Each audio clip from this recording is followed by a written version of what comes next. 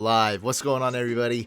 We're here to talk about The Last Dance, episodes 3 and 4, what we thought, review it. Let's jump right into it. Mike, what were your takeaways from these two episodes? And you got a sneak peek at episode 3 leaked, but this I is the did. I first time you did. saw episode 4, which was freaking amazing. Wow. Yeah. Just when you didn't think it could get better from the first two episodes, I think they definitely took it to another level. Episode three is basically the origin story of Dennis Rodman, I think. Is that what you gathered from it? Like how he came. Rizzo, he was on the Bad Boys Pistons. They won two championships back to back in 89 and 90. So they were basically, in the way of the Bulls becoming the dynasty that they became in the 90s. They had to overcome the Bad Boys Pistons in order to get there, but it kind of like made them tougher in a lot of ways, and I think that was basically what episode three really shed a light on, Yeah, as well and as if you, Rodman. I'm a filmmaker, so if you looked at this as a written story, like let's say this wasn't real life, especially if you watch a lot of kung fu movies or you look at character development, you see Rodman and how Phil treated him. You can see the character change by his hair.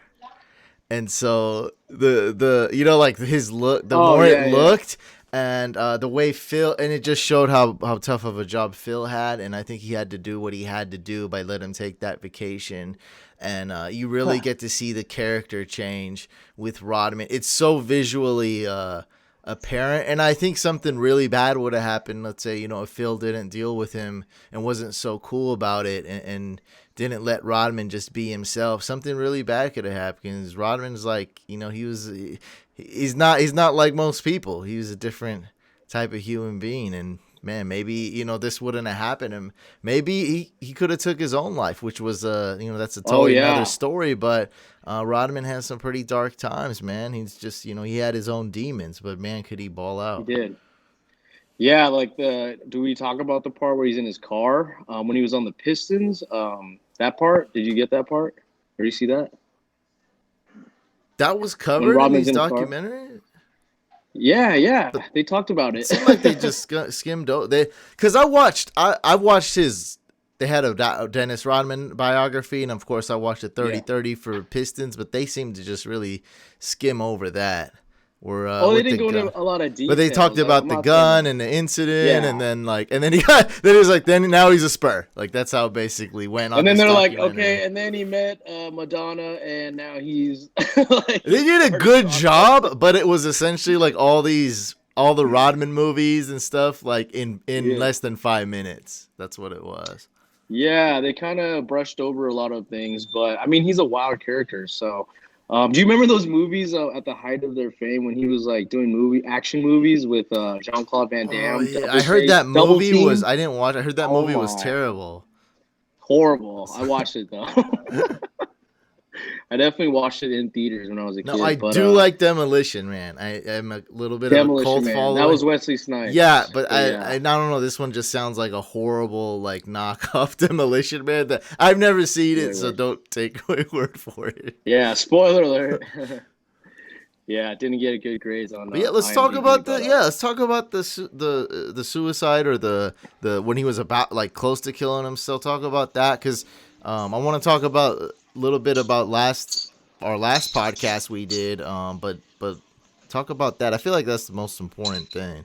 And Dennis well, Rodman. yeah, well, definitely, like you said earlier, he had a lot of demons, psychologically, and I think he just got to a really dark place during that time of his life, and I don't know what led him to that point, but he drove. They said he drove to the arena, the Detroit Pistons arena, and then I guess he fell asleep, but they found him with a gun in his hand, and then I guess someone found him, some team personnel found him, and then it was like a big deal, and then that eventually led him to the Pistons cutting him or releasing him, even though he was, a key member to two of their championship titles. But I guess it was too much to deal with, so he goes to the Spurs, short stint there, and then an opportunity comes where Phil talks to him, and I guess Phil and him have a great bond, and I guess that's what starts it. He gets on the Bulls, and the rest is history. But I read Phil Jackson's autobiography, 10 Rings, and Phil's basically just the master of managing alpha males and big egos, and he's the only coach that could have, kind of coached that team. I think with Michael Jordan, the biggest icon in the world. So it all came together at the right That time. doesn't make sense in modern times because look at Josh Gordon, how many chances he got. So when a guy is like possibly gonna kill himself, do you just cut That's a him? good comparison. You just cut him? Like, I don't know. I don't see that ever. I mean, especially a guy who's good. Like, if you have a shutdown defender in basketball, or like the best defender in the league, it's like, I mean, I probably would. But there's probably a lot. Like, he was probably like, it probably was just too much. And that was like the catalyst of letting him go from the Pistons to the Spurs. But it was probably like an untenable situation, that they just couldn't. It just wasn't going to work. So they had to make a decision at that point. Like, we have to move on. And, I'm sure everyone thought it was for the best at the time. You know what I loved? That MJ was the one to knock on the door in Carmen Electra. I never knew that. That's crazy. He was like, Dennis!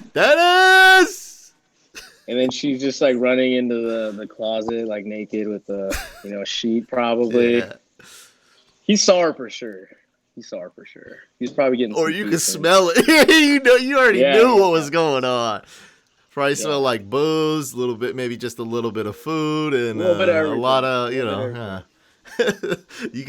was bad at that time. That was like the height of her Baywatch fame or whatever she was doing at that time. I remember like she was one of the first like celebrities I really had a crush on. So just to see her, and she's still bad. She was in her prime, let's say like that. Yeah, she was prime Carmen Electra at the peak.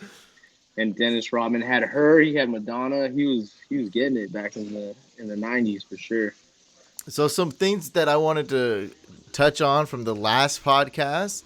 So one small thing that I think that we got wrong. I just wanted to correct that. I wrote it down and I lost it. But essentially, I think we said that Michael Jordan was drafted by Jerry Krause, which wasn't true. Yeah. He was drafted by the previous GM. But it was just like, I mean, we knew that, but we were just talking, and I guess it just came out. So I just wanted to make. There's a commenter who said that. I was like, oh yeah, crap. Like, when you're, because a lot of the first two episodes was about like Jerry Krause, the villain. And so like it just I don't know. I understand why we said it, but obviously, yeah, he was GM in 85 and Jordan was drafted, I believe, 84. Yeah. We want to set that straight. And then the MJ conspiracy, which I mean, we put it out there knowing it was a little bold, and we put it out there to get some views, to be honest. But it's one of those weird, it's like a cult. I'd call it a cult conspiracy, because if you're a true, like, real MJ fan, this conspiracy is kind of played out. It's pretty obvious. It's almost boring and old. But if you're just a, MJ fan or just a basketball fan, you think you're an MJ fan, you're really not. This conspiracy I'm just reading like the interaction we got from it. This conspiracy seems like some crazy, weird, no way in hell it happened type stuff that no one knows about. There's no one in the middle. Like, okay, I see what you're saying. Yeah, so this is so everyone's calling us clowns. They're making fun of us. They're like, you guys are idiots, this and that. But then there's on the very same post I posted with the clip, there's the same people that say like, yeah, this is true. Like, I listened to this guy's. The truthers. Like I'm saying, it's a played out conspiracy to them essentially. Like, I'm not saying they're like. It's whack. Like, they know, yeah. They're like, yeah. I listened to this on a podcast. Yeah. This guy dove into it for 2 hours. Like, yeah, it's true. What else do you need? Okay, yeah. Pictures? So for those who didn't know, Michael Jordan, greatest basketball player of all time. Okay, debatable. I'm not trying to debate that, but just trying to make a point. In his prime, all of a sudden, his dad dies. He retires in quotes. Plays baseball, sucks. And then comes back in the NBA. No question, right? No, there's nothing suspicious at all.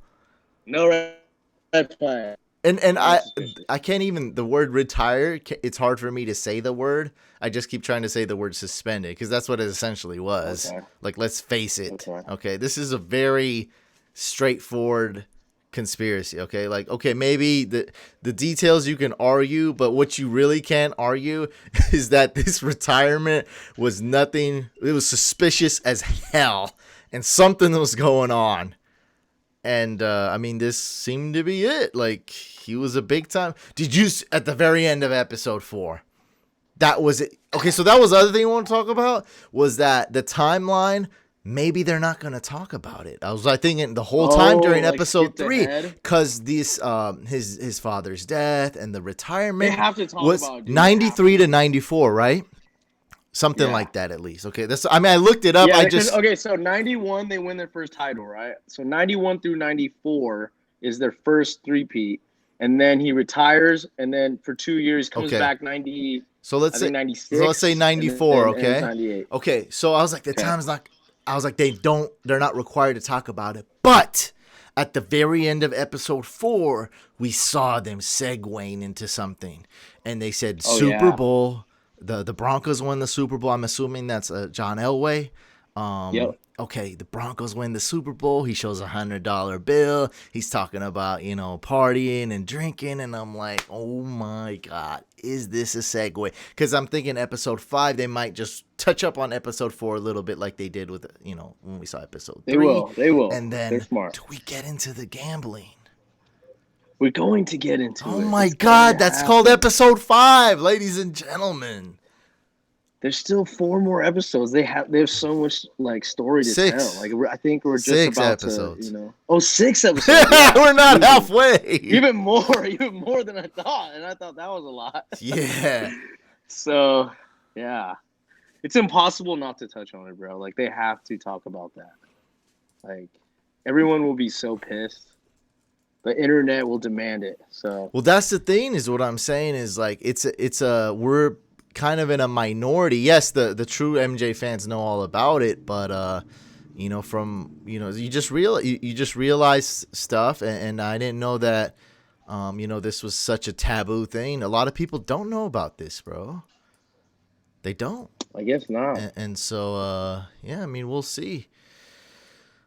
What else are your I think that was it. That's what I wanted to cover, the MJ conspiracy and how people reacted. So yeah, if you guys are if you guys are just being polite and not letting me know, and you think it's total BS, just look it up. It's been me and Mike didn't know too. We were kind of shocked because we were kind of scared to post that clip.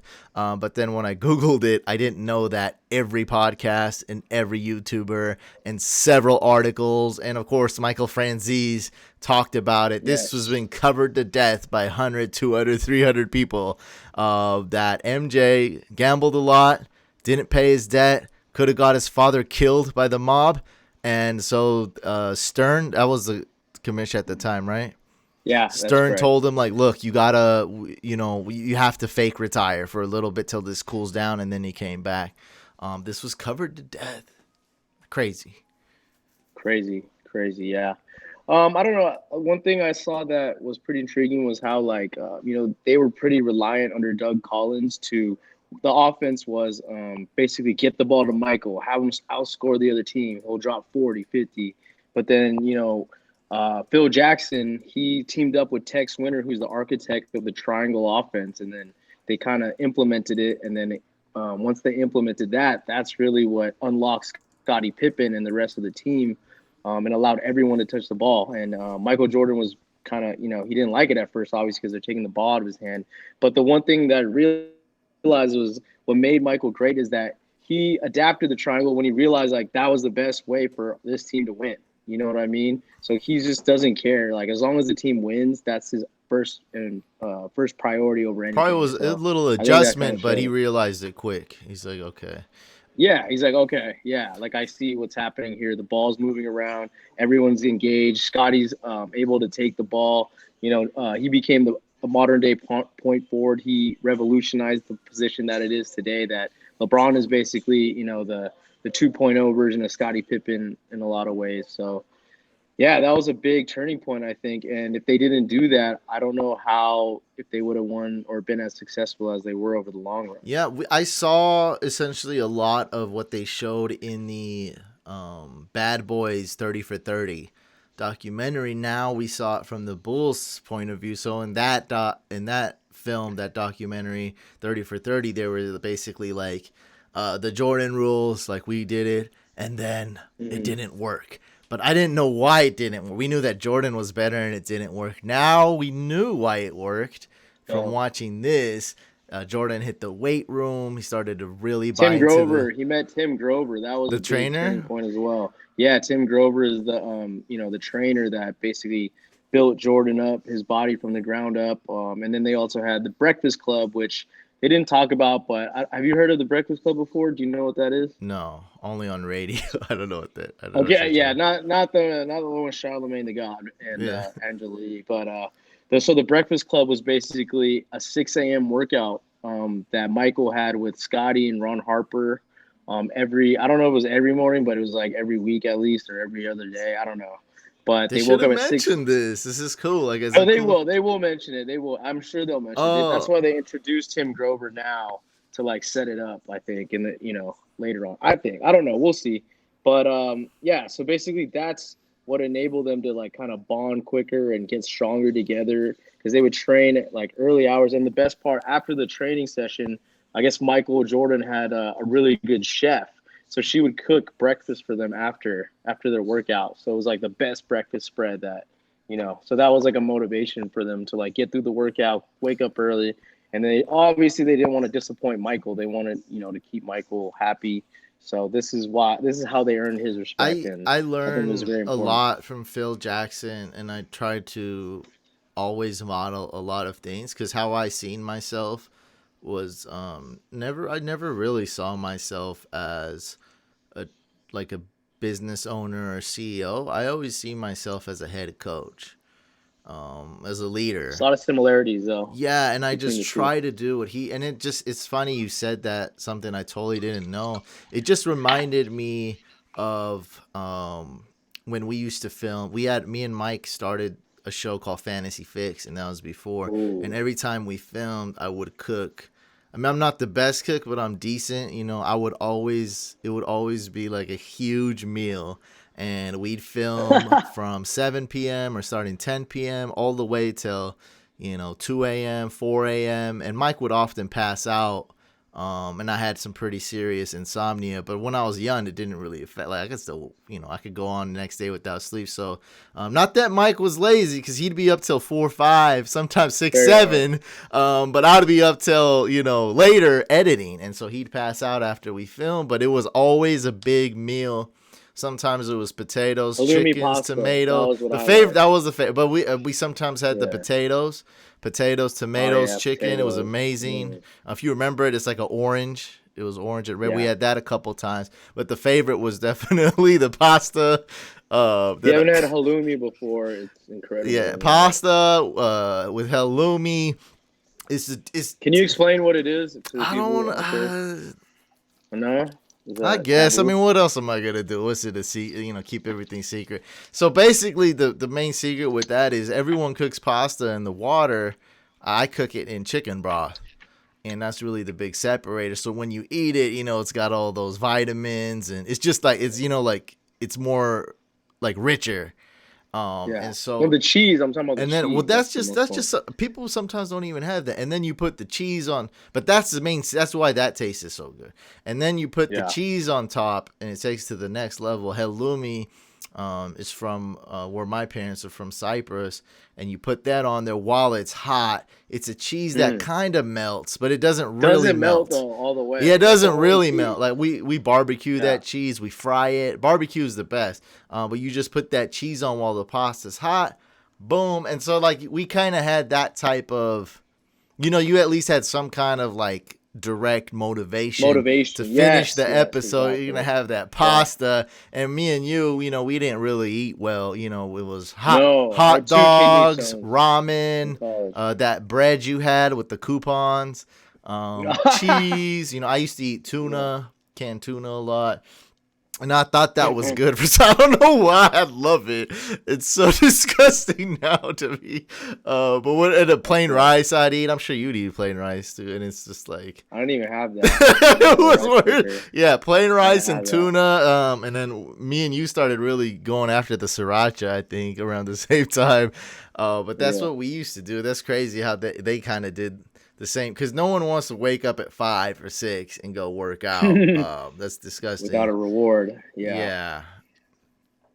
But then you make it a fun game like Breakfast Club, and then you gotta trick you gotta you have to really manipulate yourself. Yeah, you do. You have to, like, whatever it takes to motivate you to be great. That's what you have to do. And Michael Jordan, I'm sure, like, the last thing anyone wanted to do on that team was let down Michael Jordan. That was probably what everyone was scared of with his, super alpha male personality. So I can imagine, like, it just made everyone better, though, at the end of the day. More tough. Horace Grant was in this a lot. I love the stuff he said in the interview about, like, this MJ is the one working the toughest. Like, you'd be embarrassed to slack off even a little bit. Like, you got to put in your all when you see your leader doing it. Exactly. It's funny how sometimes in NFL, I know NFL players that are kind of like, they're talented, but don't necessarily push their teammates to get further. They just kind of just talk trash and be like, I got a fat paycheck, and it's kind of more individualism. But by the way, these players, I know they don't have Super Bowl rings. So that's true. It's just not the way to do it. You got to push your teammates, and you got to set an example and be a leader. And man, I described these 2 episodes in one word. Mm-hmm. If you can come up with the word too, I'm gonna use the word insightful. Insightful. Okay. Why do you say that? Can you elaborate on that? Just when watching I think I watched 2 Rodman movies. I know I watched at least one, and I watched a 30 for 30, and now we got to see the other side, and this was way doper to see this side, and so it was very insightful to me. Okay, I got a good one then. Mine's transformation, because you see Rodman's transformation, and then you see the Bulls' transformation as the underdog team to the Pistons into the championship caliber team, and what where they Phil get over the hump. It's that's amazing word. I love that. Yeah, and I was just saying that I think I'm a smart guy, and I watch a lot of sports, and I've never understood the triangle offense. I've tried to research it. They try to do it a little bit. I understand it a little more now. That they showed that little graphic for just 5 seconds, and oh my God, I understand it so much more than me looking. I was looking at Wikipedia and looking at Phil Jackson. There's nothing on it. I don't know. But like, and I need certain things for me to visually get it. Like. Yeah. If Phil Jackson was here and we were on a court and I had a couple hours, I'd probably start understanding it, like, decently. But I think Ron Artest never got it either. Yeah, he didn't get it. That's so weird. You're a professional basketball player, and Phil's your coach for like 2-3 years, whatever it was, and you don't get it. It's just kind of. We get to be cerebral. Like, Kobe loved the triangle. Obviously, Kobe got a lot of things, from Michael Jordan. Like, his leadership style towards the Lakers was exactly the same way. He was really tough on his teammates, and he loved the triangle as well. And he, got taught the triangle by Phil, obviously, and it was very successful. But I think you have to be a cerebral at a very high level player in order to run it, the way it's meant to be ran. What's cerebral mean? Has like, you have to. Cerebral means like high IQ, basketball IQ, like the opposite of like what Ron Artest was trying to do. All right, I got a Ron Artest story for you guys. Because he played for the Kings, as some of you guys know. Yeah. Ron Artest, back in his days, could arguably be the best defender in his prime in the league, for sure. And also he's known for a couple things, but I'd say he's known for that and also fighting in the stands. Okay, clip. So Ron Artest is so crazy that he had a dog, and he just leave the dog because he's in the NBA, he's traveling, so he's home maybe once every 2 weeks or something, whatever it is, once a week. And then the dog would just poop everywhere, and so instead of like coming up with a master plan to solve this, dilemma that a lot of us, trust me, I'm having this problem right now too. I just got a puppy. He would just change the carpet in this house. And he'd do that But every that's week. not, if you're rich though, Every is that week, that but hard to it's just do? insane. Because you have to get people in your Yeah. house and they have to change the carpet every week. Dude, it's insanity. Okay, Mike, let me just give you another one, right? Take that money, just Okay. build a shed and the dog just lives there. I'm just saying, like, Yeah. changing Okay. the I can see carpet where is, you're at. yeah, That is yeah. pretty. Yeah. It's extreme. Mr. Artest, the usual, yeah. You want me to do this the 40th time? Yeah. I mean, come on, bro. Just because it's poop, you changing the, that He doesn't. put his kids through college. That's funny. That's good. You know, like his kids went through college. The carpet guy from Ron Artest. So Yeah. it That was a good carpet point. company is balling. Yeah. And so yeah, that's how crazy that dude was. I mean, I hear he's a good dude, but I also do hear that he's got a screw loose. Yeah. What was his nickname that he changed his name to? Meta, Panda something. Oh uh, no, Meta Meta World World Peace, Peace, yeah. and then it was like Panda something. I swear it was for like because he went to China or something. I don't Yeah, know. I don't know what it was, but I guess you can see some similarities with him and Rodman. I don't really want to even compare them, but I just see it. I definitely see it. Yeah, because they're like really good at defense. They're yeah, kind of crazy, but you need them to win. That's the key. yeah. You gotta have them to win. Kobe needed Artest to win for sure, and Michael definitely needed Rodman. But I was just saying, like, imagine Scotty, Michael, and Rodman on the same team. Those like three of the greatest defensive players of all time on the same team. Like that's people don't like as much as they should. It's unbelievable. Hey, at least they won though. They won. Now we're watching this documentary.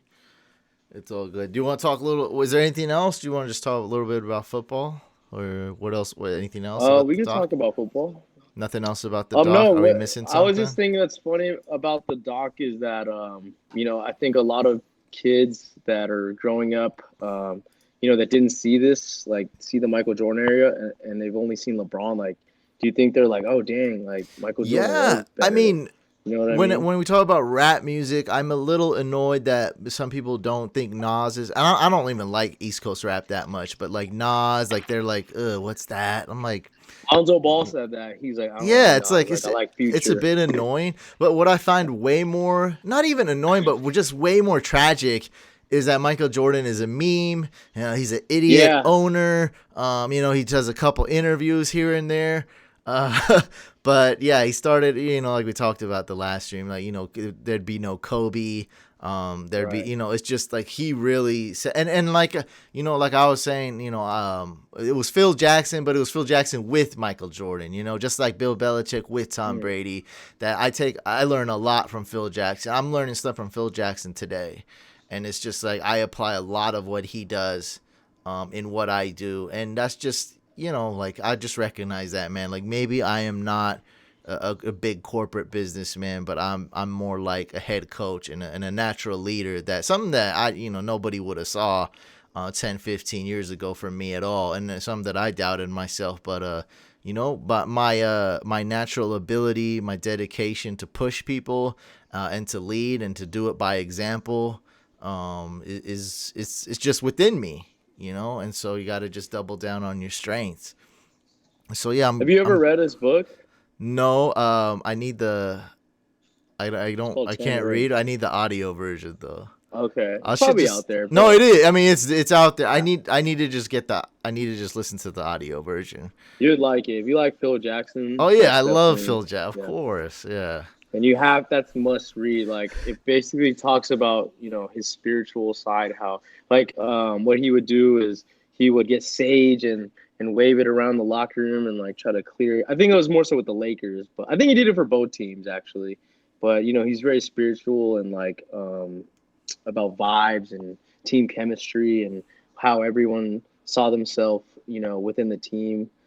So he's very conscious of that, and his emotional IQ is very high. So that's what separated him, the apart from other Raiders need a coaches. little bit of that sage, I think.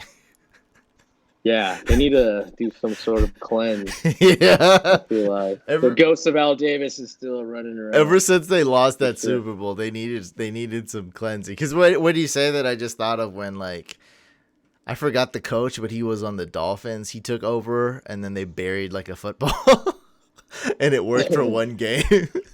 This was years ago, and I'm talking about the Raiders, guys. And then it worked for one game, and then it just went back to the Raider way, just losing. Yeah. So yeah, it's great. What do you want to talk football now, or Oh, what? just really quick. So someone's asking about the grades. I posted the grades on Ooh, the controversial grades. fantasycouch.com. Yeah, I got a few people unfollowed me on Instagram. A couple people were very respectful, but they were like, "Hey, why'd you give this grade?" Like, I was just like, "It's just a grade. Like, it don't really matter."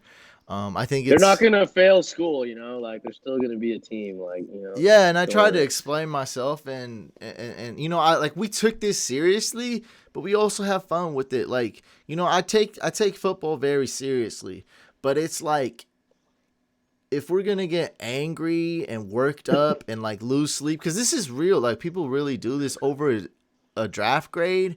It don't matter. Just like it's the same exact thing when somebody looked at my SAT score, and how successful I'm gonna be in life, and how happy I'm gonna be in life, and how much money I'm gonna make in life. It's not.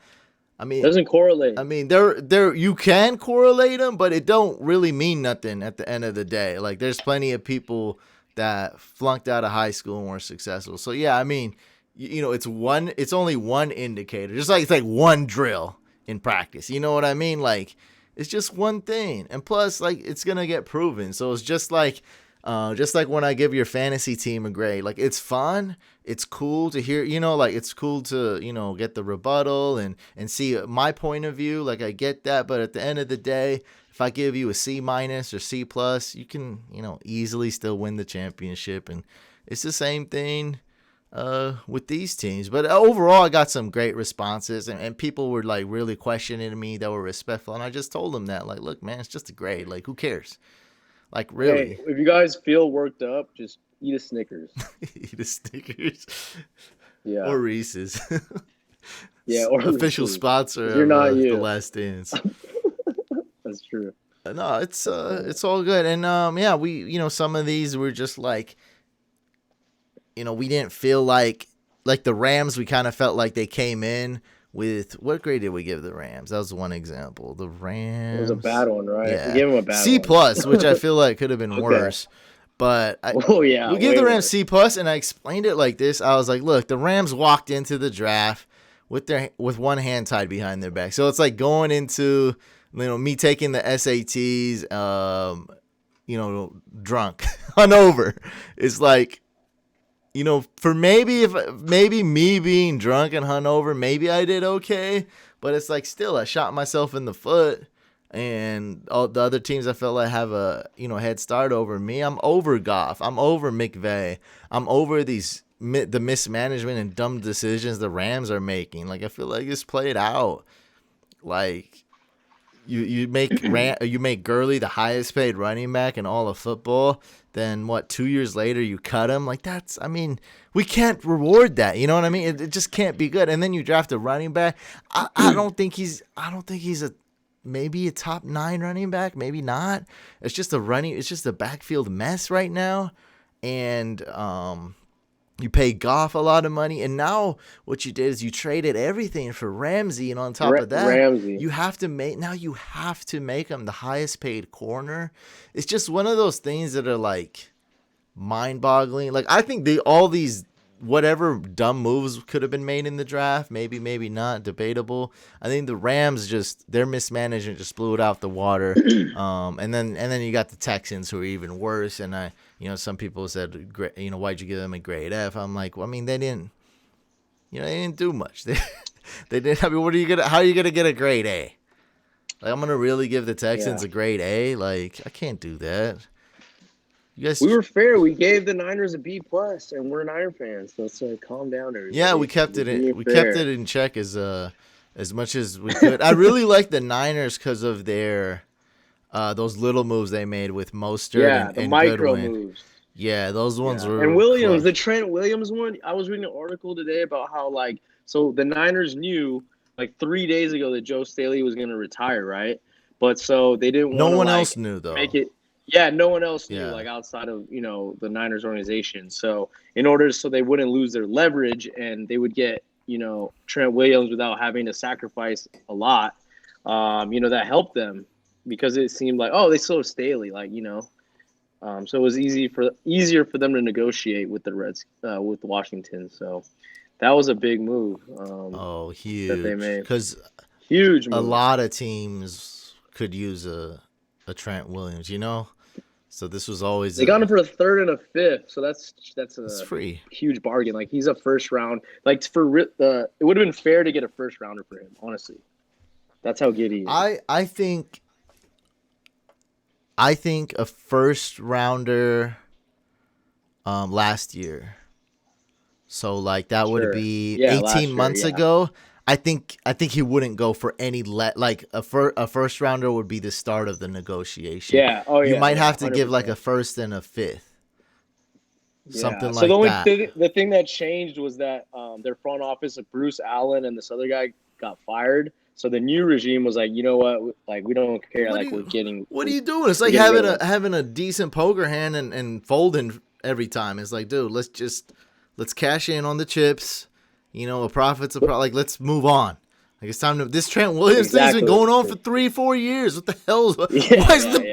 best left tackle in the game? What the hell are you guys doing? And so they're like, Because let's his just value get is over. going down the longer. Yeah, The he's longer he's on the old. court, Like, it's what are going we gonna down. like? We're Yeah. gonna do this next year? Like, we're gonna push it off one more year? No, Yeah. like let's do it. But I mean, I think they undersold him a little bit. But hey, I'll give the Niners props on that. And they didn't, like as you said, they didn't know Joe Staley was retiring. They didn't have as much leverage, and the phone calls probably stopped ringing. I bet the Yeah. Oh Patriots, yeah. the For sure. Patriots were like, "Oh man, a first round's a little too much. Can we do this?" They're like, "No, shut up. Do you know who I am? This is Bruce Allen.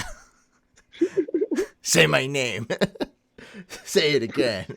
Pronounce it right. Like just what." He's tripping, dog. Yeah, and so now it's like no phones are ringing. Washington's all sad, and I'm sure they would Niners have took a called. better offer if there was a better offer. They would have Yeah, taken it's it for just sure. it worked out. A 100%. little bit of luck, and the Niners' skilled negotiating and timing, and boom. Because if this was 18 months ago, we're talking about a first and a fourth for Trent Williams. Yeah, It's insane. for sure. And so we just waited another year, got him for was it a third and a fifth? Yeah, third and a Come fifth. on, love it. Yeah, great. Other Great move. and if we didn't get him, we would be screwed. We'd be screwed. Like we'd be screwed. Like Imagine if we didn't replace Buckner and we didn't replace Staley. Like it'd be all bad. it'd be But bad. we were able to do it. So I love the Niners ended up with a B plus. Okay. Yeah, and there was some valid. I like some of the arguments. But what happened was a lot of other people came and defend when the talk about the Raiders, Eagles, and Packers. A lot of people just went at it themselves, and I just took a step back. But we have some really good points. I think the Steelers, like this guy made some really good arguments with the Steelers. And, like I talked about the Rams, how I kind of went in there with the somewhat of a bias. And he's like, hey, if you include the Minkah Fitzpatrick trade, this could be. I was like, yeah, if we include the Minkah Fitzpatrick, I think we got to give him at least an A minus, like because that completely changed their franchise. That's true. But I guess we ended up Good giving point. him a D plus, maybe too harsh, but A little too harsh, but maybe it was like I think if I remember correctly, it was like one of the later teams that we were grading, so maybe we were just like over it at that point, and then like all right, let's give him a D plus, get over it. I don't know. Julian I don't brings know up how a it played really good question. You saw it in the Facebook. I'm bringing up the tweet right now. I think I posted a good one. Some people, I joke a lot, so it's okay if I get joked back. But I'm really intrigued by this, and I think it's good. So I said there is a blank % chance that Trevor Lawrence will be a New England Patriot in 2021. So Julian, I think wants your take on Trevor Lawrence. So I mean, the only way that happens is if the Pats tank, right? Like they have to just tank, So I think the first step of tanking is not to get a quarterback. which they did. I did that Very check good. mark. Did great. Did great on that. They didn't get any like free agents obviously yet. Who did they draft? They didn't really draft. They drafted anyone 2 tight notable. ends Okay, well they did that. and that two will and help, two. for sure. They drafted an outside linebacker and a pass rusher, And that's really, I mean, and a kicker early. And that's, I I think we just can't summed it see up. Bill Belichick tanking though. I just don't think it's in his like He's DNA. smart. I don't know. Maybe I'm wrong. I think You you're think? wrong. He wanted to Okay. ship off Brady and play with Jimmy G, and that would have been a smart move. And Yeah. now he's stuck in this Stidham Hoyer situation. So he can sign Cam Newton. He could have signed Winston. He obviously didn't. And we're here. I mean, we're looking at a pretty bad team. But you know what? What could happen is the same thing that happened this year with Tua. Like Tua last year, probably everyone thought he's a slam dunk number one overall, and then he gets hurt, and then Joe Burrow comes out of nowhere and is the unanimous number one, no brainer. So like that could happen. You never know. Like Justin Fields out of Georgia or Ohio State, excuse me, is a great prospect as well. So who knows who's gonna be on top of everyone's board, next season. It might not be Trevor Lawrence. So. Yeah, They could end up there's with a them even without having the worst and record. I think we've seen it the past whatever 2 years or 3 years actually, because Darnold was kind of the consent. And I told people, look, Baker might go first. Baker's my favorite quarterback, and so we've seen it quite a bit. And the Trubisky Watson thing, it's like, look, I didn't watch a ton of film between those two, but like from the beginning to the end of the film I watched, I was instantly sold on Watson being better than Trubisky. I just thought he was a winner. It was easy. And it's just how it is. When I have a feeling and then I see the dude win the championship, it's so easy to me. I don't even know how Trubisky got that high. Yeah, I don't. That's the thing. I don't see what rankings. I don't know what these people were thinking. But Trubisky won out Watson, and so you never know who's gonna rise. But Trevor Lawrence, I read, was known to be the number one prospect to ever come out of high school football. High school? Yeah. And so it's like, Fair, I mean, this fair. guy's up here, whether you want to compare him to like, it could be like a Tua and fall a little bit, but he's at least going to be touted like Tua. Like that's his Yeah, oh yeah. kind of Oh, for sure. his floor. So he's 100%. probably going number one overall. He's definitely going to be, a top 2 quarterback. So it's like, I mean, do you do this? And how do you not like, if you're a coach, how do you not like Trevor Lawrence? Like, you have Well, to if be they're that intrigued. lucky to have that opportunity, it's a no-brainer, obviously. But I mean, what I'm saying is a lot of dominoes have to fall into place in order for this scenario Yeah, for sure. Like, to I become thought the reality. Dolphins would get the first overall pick when before the season started, during the first 3-4 games, and they played their hearts out. They got all the way to the 5th worst team in the league, so they're pretty good. But I am very intrigued by Trevor Lawrence going to the Patriots. I think that's what Belichick's gonna do, but we don't know. I think he's going number one overall though, and Well, there has to be a college season too. Remember that. So that's another hurdle that is that could true. Does college start derail this. slightly before the NFL season? I I think think just so. Yeah. just a couple weeks before or something. College Yeah, I season just don't starts. see that. I don't see like a bunch of college kids. I don't know. Maybe I'm wrong, but it seems far fetched at this point that it's going to We be don't know. normal. It's still early, so I'm just gonna put a huge question mark on all that Yeah. because it's so far ahead. Like we didn't know it would come to this point either. But like I did the same thing. I just put a huge question mark. I bought some canned foods. I always stocked up, and I didn't know. And I thought, I know what I'm doing right now is a bit crazy, but you don't know. So we're just gonna have to wait and see. But that is definitely a concern. One that I don't know why I didn't think of. But yeah, there's got to be a college season. I don't like that's so weird. If there's not, I mean, we're gonna still have a draft, I guess. I don't know. That's so weird. Just Well, put after the ratings of this last draft, they're going to do it again that was on ratings. Zoom if they need be.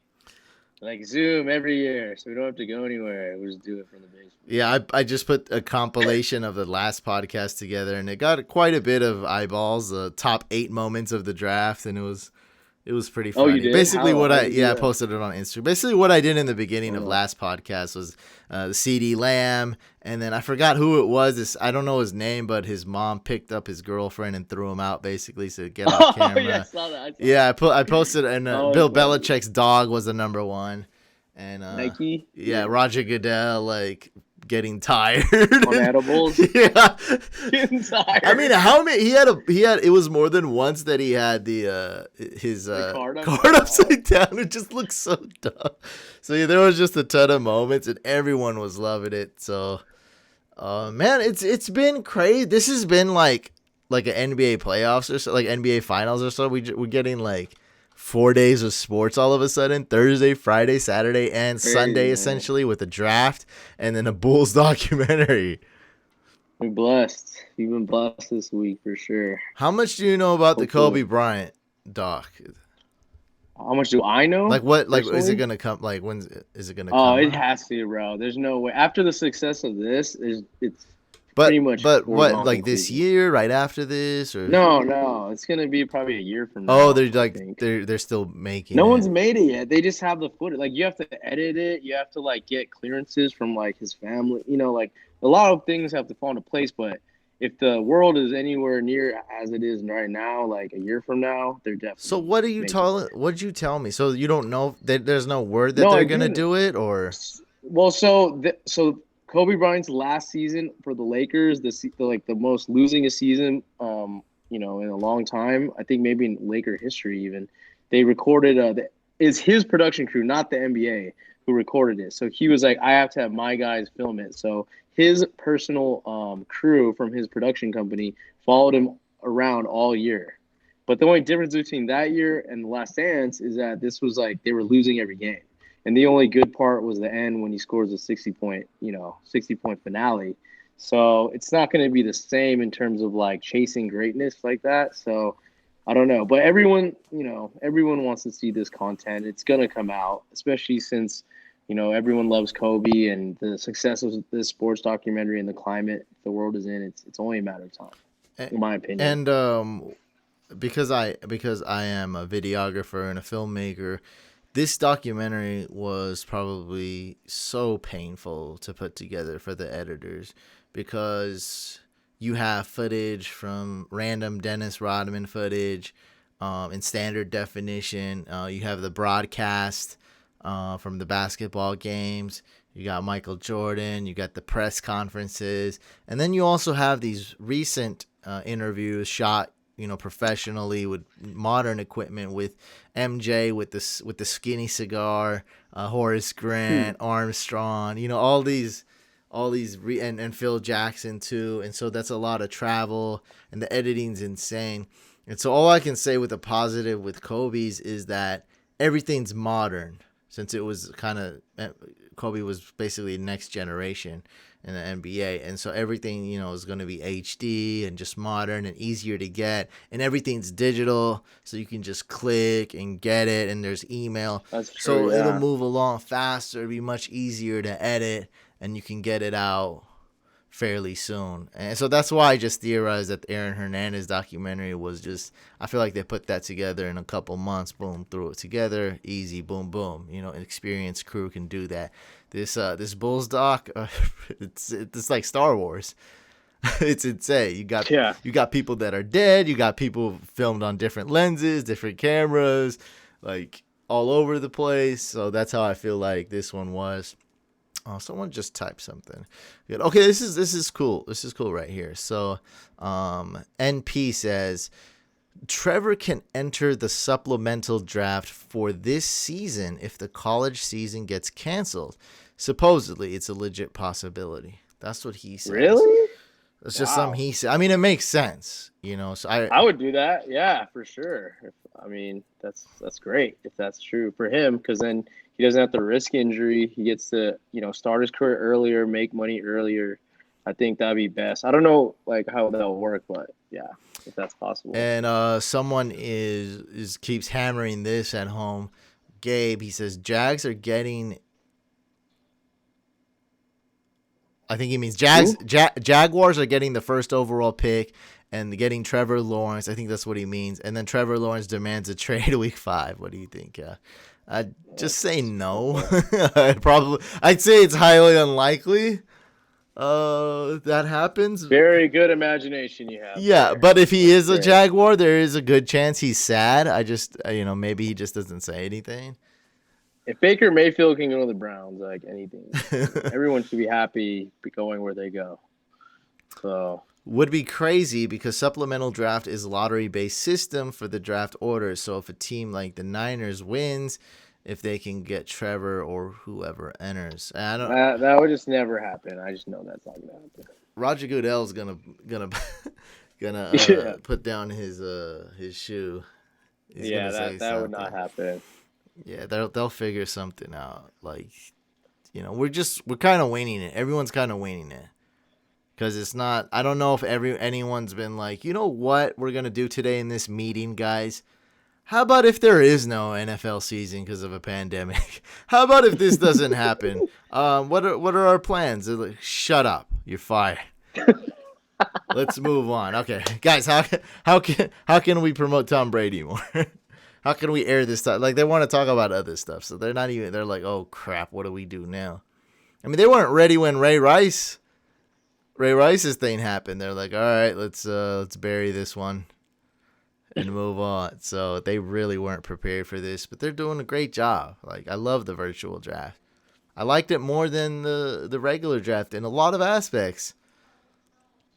Wow. Maybe we're just like, we haven't seen sports in a while, so we don't remember what the real draft was like. I don't want to watch an overproduced show where they talk about, the inside of someone's blazer and where they got it done and, your mom, and how did they just shut up. Like, are you going to buy her a house? I don't like it. Yeah, like, stop. I don't care. It's annoying. I don't love football because there's a red carpet. I don't. I want to see what's up. I want to see who's going to be dope, who got great picks. That's where the drama is. I don't like the invented drama. I don't like they invent shit. That's what production does. They invent stuff. I want to see what's really happening. I want to see the Raiders pick a cornerback in round 1 that's supposed to go in round 3. That's the drama for me. That's what I love. And then I didn't find any of these moments that are like embarrassing and meme worthy. I don't think I don't find them cringy. I find a lot of when stuff's overproduced, I find it very cringy, and I don't like to cringe. It makes you very uncomfortable because it's real. You know what? That's really Joe Burrow's mom's shoes.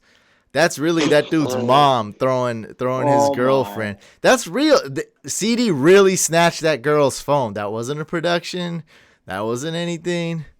That's the truth. The only production was the Vrabel draft room production. That was production. But other than that, it was quote unquote production. Yes, it was staged, but it was basically a bunch of kids being stupid. Like, it wasn't that wasn't a multi-million-dollar production being like, look, this is what we're gonna do to get more ratings. Like, it wasn't even thought through. It wasn't even thought. He let them though. He didn't have to let them do that. He was like, you guys are stupid, but whatever. Whatever. Yeah. Like, it's not even it wasn't even good. It was just silly. Like, but it's whatever. It worked. And whatever they were trying to do worked. I liked it. Like, I wasn't expecting that.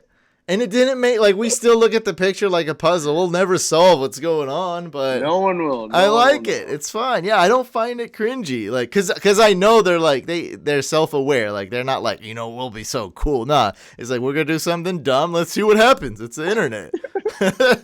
And that's exactly what happened. They're just like, and then he's like, all right, do whatever. I don't care. They just winged it. That's what I do sometimes. I'm like, all right, we gotta, I want to do something. Like, let's just wing. Like, what do we have in the house? Do I have like these props? That's what we do when you did the Manny Pacquiao commercials. I always go into this. There's a suitcase with all the props. Yeah. We have some kickboxing gloves.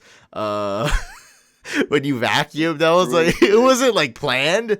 You just came over, you saw the vacuum, we found some pink headphones, boom. you used my spatula, you fried the eggs with the gloves. That was fire. Yeah, you just use what you got, and see what happens, but it's good that they took risks. I liked it. Yeah, it was great. I think we'll end it on the, let me show a little... little clip of, because a lot of people haven't watched this. If you guys haven't seen this video, you have to check it out. This is part of Great. couch lore right here. Yeah. Oh, we got a History. Manscaped Save the ad company. running. Nice. Thank you, Manscaped. Oh, I didn't even. This Wow. podcast is brought to you by Manscaped. Oh, she's like sucking this wood. Whoa. Oh my god. I never seen this commercial. Is that YouTube? Yeah. Or are you on a different yeah. site? 300. Got your tabs mixed Dude, up? you have 348 dislikes and 274 likes. Nah, I did my job then. Philippines hate it, huh? It's okay. They know. I'm representing. Yeah, you guys got to check this out. Mayweather Pacquiao post-fight interview parody. Definitely check out this video. It's hilarious. And Shout out to Jinky. if Manscaped plays an ad, watch it. We get a nickel every time. That's your way to show some guys. Guys don't have to donate money. We appreciate it. It's awesome whenever someone donates. Thank you. But just watch our videos and watch the ads. Every ad is a nickel. Come on. Tell a friend. Oh, this is when you're frying the eggs. We'll stop it there before that. Oh, okay, good. So we want them to we want them to give a snippet and then and they'll see. Good. You guys watch that parody. Would be crazy because lottery. Okay, this is a legendary video, but man, you guys got destroyed. Oh no, it's all good. I mean, with when you upload a video, do you know what the most sad thing is? Like, I really don't want to admit it, but it's the truth. When you really get destroyed, when it's really sad, is that no one watches it. When a video gets 7 views, because we work hard on some of these, especially this one. Like we grind it out pretty tough. And when something gets 7 views or 11 views, and even your friends, give you that fake, like, oh, I watched it, it was cool. That crushes you. That's way worse. That crushes you. If a friend of mine, and this never happened, but if a friend of mine like really passionately hated a video, that's kind of like, that's at least a response. Yeah, we did something. And I know I'm not I know I'm a good person. I know Mike's a good person. You know that yourself, right? You're confident in that. You know that in your heart. So I know I'm not a POS. If I make a mistake on video, I make a mistake. I do my best not to. So that's already settled, I already know that. I know that in my heart. So that's the most crushing thing, is if no one watches it. And this video went viral for it might sound funny. 2 days. It went viral for 2 days, and to us that was a huge deal. Huge deal. I've never seen a video go viral before, like that I was a part of. Like every time I would refresh, I was in Vegas at the time because they were fighting in Vegas, so I wanted to be, in Vegas. And every time I refreshed it, it would go up by like 2,000. It was wild. Yeah. No, one time I refreshed it and it went up like 10, 20K. Wow. Not like back to back, but there was a short period of time, in less than an hour. I'd say maybe like 10, 30 minutes, it got like 10K, because that was like the very peak. And I was like, whoa. And so, we would refresh it, and 10K we would have loved, but man, now 73,000 views. It got 50,000 views the first 48 hours. Yes, exactly. It's hilarious. It is. I love it. Caught fire. I love it too. Save the company, everybody. Yeah, we were actually going to quit doing Fantasy Couch, and then we did this video, and we said, might as well go on. Like, we know we're self-aware. We know this doesn't mean we're A-list celebrities. We know that. But going from zero, like giving up, right? Killing it. We're going to murder the company. We're going to put a pillow over it. We'll be like, don't talk. It's done. We went way too long. Pillow over it. And it was over. We're going to snuff it. And then we see a little spark, and this was the catalyst. So that's why this video means a lot to us. Like, it doesn't, it don't matter what it means to everyone else. It meant a lot to us. Have you ever felt like you've become too obsessed with fantasy football at some point during the season? I felt that a bit last year with a lot of team management. Well, my suggestion is to be in less leagues. So I say be in a maximum of 7, and the target you want to have is 4. Okay, so try not to pass that. Always remember the goal. You want to be passionate. You want to compete. You want to come in first place. That's never going to go away. Because if you don't, you would naturally quit playing fantasy football anyway. Within a year, Probably within 1 year, but at the most 3 years. I know what I'm saying because I'm I talk to a lot of people. They just wither away. If you don't like to compete, come in first, and at least slightly obsessed with something, you're not gonna play anyway. So I know I know you want to compete, but always remember to have fun because that's not gonna go away. Wanting to win first place will never go away, but always remember to have fun. Like that's all it is. It's fantasy football, man. We're watching football. We're scoring fantasy points. We're looking at touchdowns.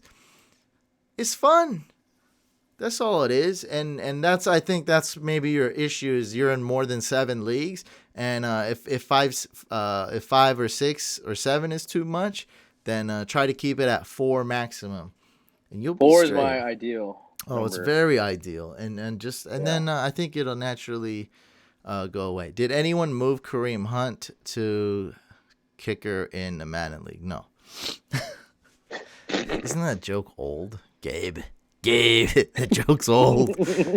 I'm sure you could come up with. I'm sure a lot has happened since then, like Packers, Raiders, Eagles.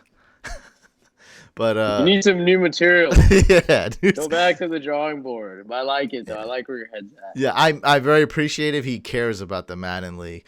But yeah, we're gonna be doing that. I've been so Mike, right after the draft, got about 300 DMs.